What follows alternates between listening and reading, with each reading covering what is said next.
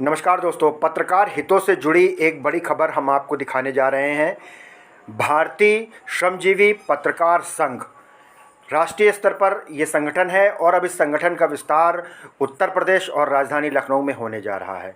शहनवाज हसन जी इसके राष्ट्रीय महासचिव हैं। इन्होंने झारखंड से शुरू किया था। झारखंड, मध्य प्रदेश, गुजरात और लगभग पूरा साउथ और दिल्ली के बाद अब बारी है उत्तर प्रदेश की। आज शहनवाज हसन जी यूपी दौरे के दौरान राजधानी लखनऊ पहुंचे। उनके साथ राष्ट्रीय उपाध्यक्ष आलोक पांडे जी थे।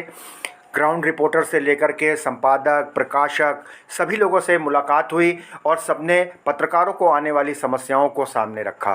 शहनवाज हसन जी ने कहा कि चूँकि जिस तरीके से पूरे भारत में इसका विस्तार किया गया है, उसी पैटर्न, उसी नियमावली के अनुसार उत्तर प्रदेश और लखनऊ में भी इसका विस्तार किया जाएगा और पत्रकारों की समस्या, पत्रकार वेलफेयर के लिए हम काम करते रहे, हमेशा काम करते रहेंगे।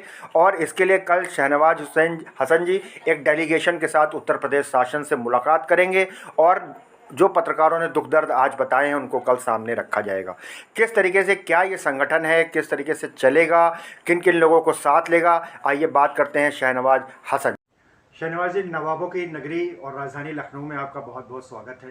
पत्रकार हितों के लिए काफ़ी लंबे समय से आप संघर्ष कर रहे हैं और अब यहाँ उत्तर प्रदेश और राजधानी लखनऊ के दौरे का क्या मकसद है सर? ऐसा है कि देश भर में पत्रकार जो हैं अपने अधिकारों के लिए आवाज़ बुलंद कर रहे हैं। लंबे समय से अलग अलग खंडों में बट करके ये आवाज़ें अलग अलग राज्यों से निकल के आ रही थी। काफ़ी वर्षों से लोग पत्रकार साथी संघर्ष कर रहे हैं। तो सभी जो डिफरेंट ऑर्गेनाइजेशन, डिफरेंट जगहों पर बट कर जो पत्रकार अपनी आवाज़ों को बुलंद कर रहे थे, सबको संगठित करने के लिए मैं देश भर के हिंदी राज शासित राज्यों के भी दौरे पर निकला हुआ हूँ। ये छठा राज्य है जहाँ आया हूँ। झारखंड, उड़ीसा, छत्तीसगढ़, मध्य प्रदेश, महाराष्ट्र होते हुए दिल्ली और इसके बाद फिर उत्तर प्रदेश पहुंचा हूं। यहाँ भी आने के बाद लखनऊ के कई वरिष्ठ पत्रकारों से मेरी बातें हुई हैं। कई संगठनों के साथी भी आकर बात किए और जो पत्रकारों की मूल समस्याएं हैं उन समस्याओं को लेकर के हम लोगों ने विचार विमर्श किया है।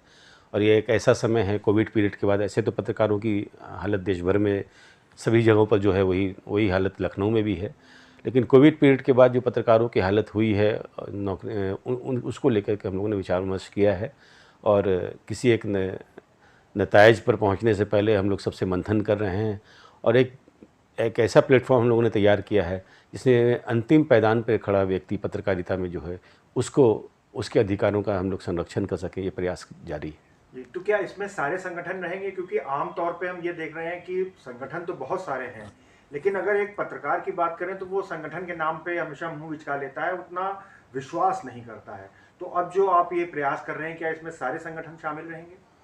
बिल्कुल ऐसा है कि पत्रकारों को अब तक संगठन और यूनियनबाजी के नाम पर धोखा ही मिला है। हम ये कहें तो गलत नहीं होगा, क्योंकि पत्रकार जो है बहुत ही उम्मीद से अपने यूनियन, अपने संगठन की तरफ जुड़ते आए हैं। लेकिन जब उन्हें समस्याएं हुई होती हैं, जब कोई समस्या में घिरता है, जब कोई पत्रकार, बेकसूर पत्रकार के ऊपर मुकदमे दर्ज होते हैं, किसी पत्रकार की हत्या होती है, किसी पत्रकार की समस्याएं होती हैं, तब ये यूनियन को ढूंढते रहते हैं। लेकिन उनमें से कोई भी यूनियन वहाँ पर खड़ा नज़र नहीं आता है। हम लोगों ने उदाहरण पेश किया है कार्य करके उन राज्यों में जहाँ हमारी यूनियन अच्छे से काम कर रही है।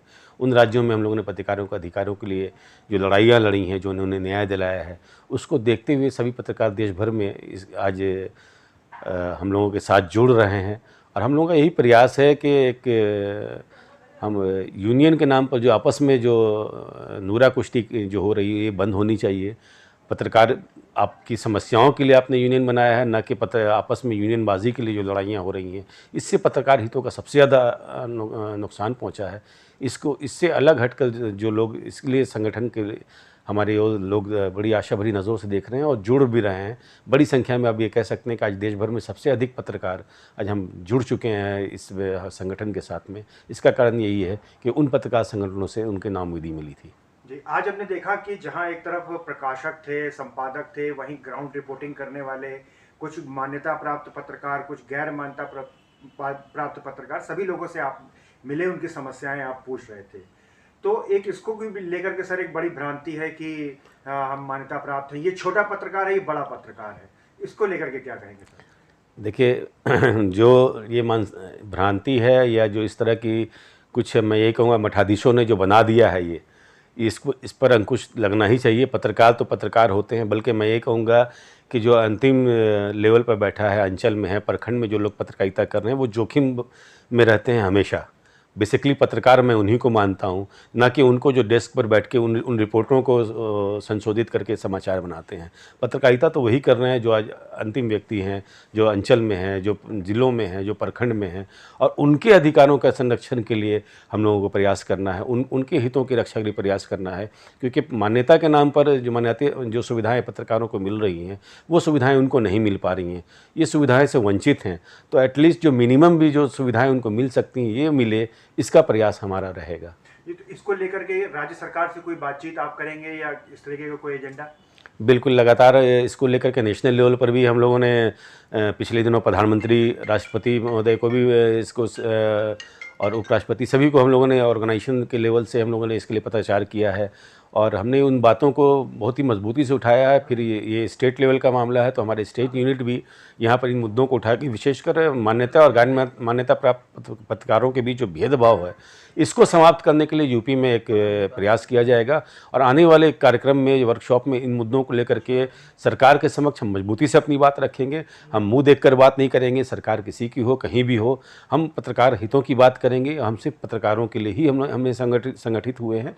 तो हमारी जो बातें होनी चाहिए वो पत्रकारों से उनका लाभ मिल पाए, जिसके वो हकदार हैं उन तक वो हक उन्हें मिले, ये प्रयास होगा। ज़्यादातर यूनियन में देखा गया है कि कोई एक जो अध्यक्ष बन जाता है, जो मठाधीश बन जाता है, वो बरसों बरस जैसे वो गद्दी नशीन चलती है, एक के बाद एक पुष्ट दर पुष्ट, उस तरीके से यूनियन हो गई है। तो अब क्या स्वरूप क्या रहेगा? हम लोगों ने ये लोग दावा करते हैं और अपनी अपनी दावे अलग अलग हैं।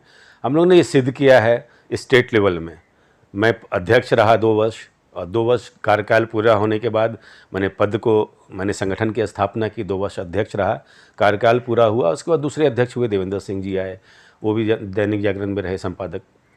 उनका 2 साल का कार्यकाल पूरा हुआ। अभी विष्णु शंकर उपाध्याय जी वहाँ अध्यक्ष हुए। अभी हाल ही में हमने छत्तीसगढ़ इकाई को देख लिया, नितिन चौबे जी अध्यक्ष हुए। दिल्ली में हमारी विनीता यादव जी अध्यक्ष हुई। तो ये कार्यकाल इनका 2 वर्षों का होगा। उसके बाद नेक्स्ट कार्यकाल में जो आएंगे तो वो अलग होंगे, क्योंकि एक रिपीट नहीं हो सकता है।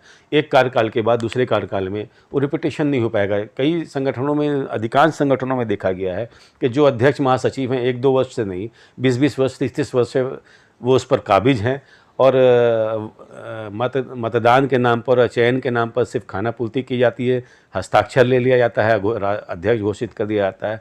ये कार्यशैली हमारे यहाँ नहीं है, और पूरी तरह से एकदम पारदर्शिता के साथ ये चीज़ें होती हैं। और आने वाले समय में उत्तर प्रदेश में भी पत्रकार साथी ये सभी जनपदों में, केवल लखनऊ ही नहीं, सभी जनपदों में भी देखेंगे कि हम लोग पूरी तरह से पारदर्शिता के साथ में यहाँ पर इलेक्शन होंगे, और वहाँ पर जनपदों में कमेटियों का गठन किया जाएगा।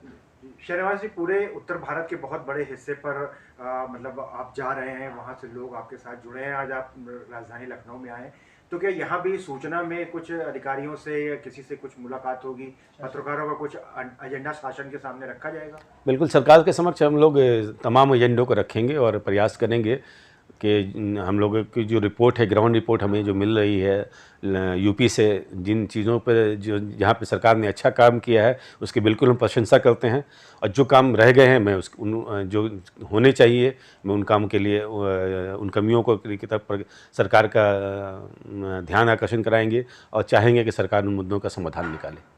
बात करने के लिए बहुत बहुत धन्यवाद। धन्यवाद।